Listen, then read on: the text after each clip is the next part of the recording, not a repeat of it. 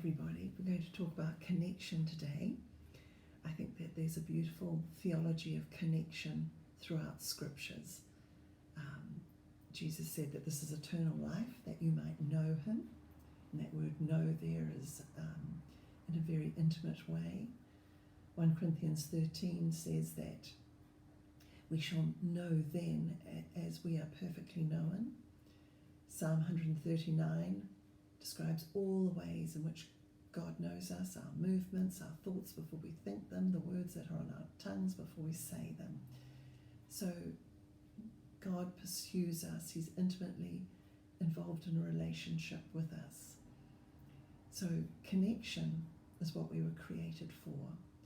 And of course, since the fall, we live in a state of disconnect. Before the fall, we were naked before each other, vulnerable, open. I'm sure there's wonderful levels of trust that we don't know anything about. But since the fall, we live in a state of disconnect, where there's now shame and blame, and we put up our barriers and our defences, and of course pride's crept in and it's me first. Instead of being other-centred, we're self-centred. So why is connection important in counselling? Well, I believe it's a very sacred thing. I believe it's what we were created for, and what we all have a deep yearning for. But sadly, I think in our fast-paced life, and we just don't make the time or have the time a lot of the time to create those wonderful links of connection. For many, their trust has been violated, so it can be a dangerous thing to try and connect deeply. Even the secular world says that it's not so much what modality of counselling you use. Now I'm talking about in a secular sense, not whether or not we use the Bible.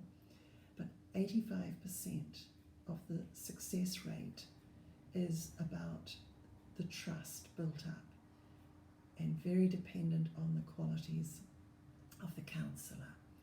So, again, there we see that it's the connection that has been formed that develops the trust and allows the counsellee to be safe, to share and to grow. So why is it important? Well, hopefully, as we put ourselves aside and we fully focus on the other person in front of us, we are showing the love of Christ to them. On a practical level, I always pray, Lord, give me your heart for this person. Help me to see this person as you see this person. So that's just a very practical thing. But it means us not being distracted or self-focused. I love the words that John the Baptist said about himself. I must decrease so that Christ may increase. So what are some of the characteristics of developing that connection? There are three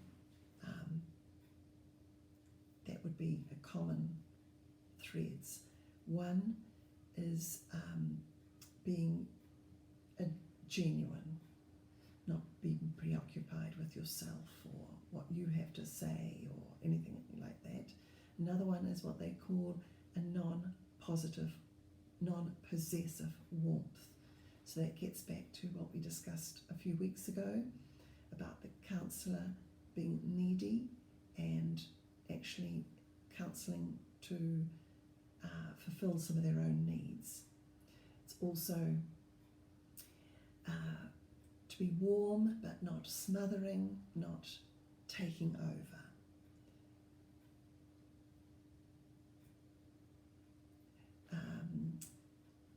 I think of the rich young ruler. Christ was saddened that the rich young ruler walked away.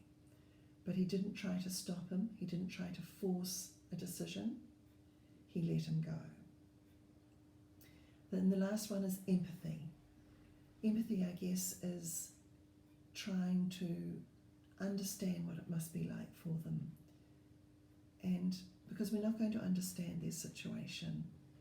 Again, my loss of someone I love might be very different to your experience of the loss of someone you love.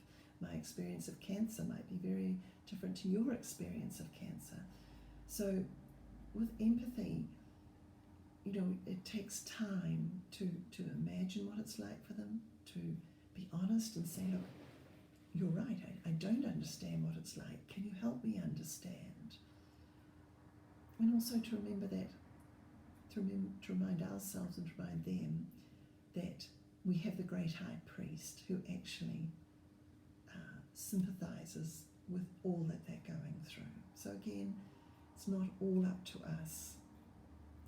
This is about Christ being at work in their lives, and we just are trying to be that vessel to help. Also with empathy, to allow the counsellee the space to voice the negative feelings. To voice the negative feelings is not sin. The Psalms are full of the psalmists speak forth their negative feelings. It helps people process as they externalize what they're thinking. It might shock them to hear what they're thinking, but it's not what we think and verbalize in that moment that is sin. It's how we respond that is sin ultimately. So just to recap, connection is a powerful thing. We were created for it. As we learn to connect well and to love well, hopefully we're creating that safe space for the counsellee to open up their heart, and so therefore this is how we can help them best. 3 characteristics are being genuine, a non-possessive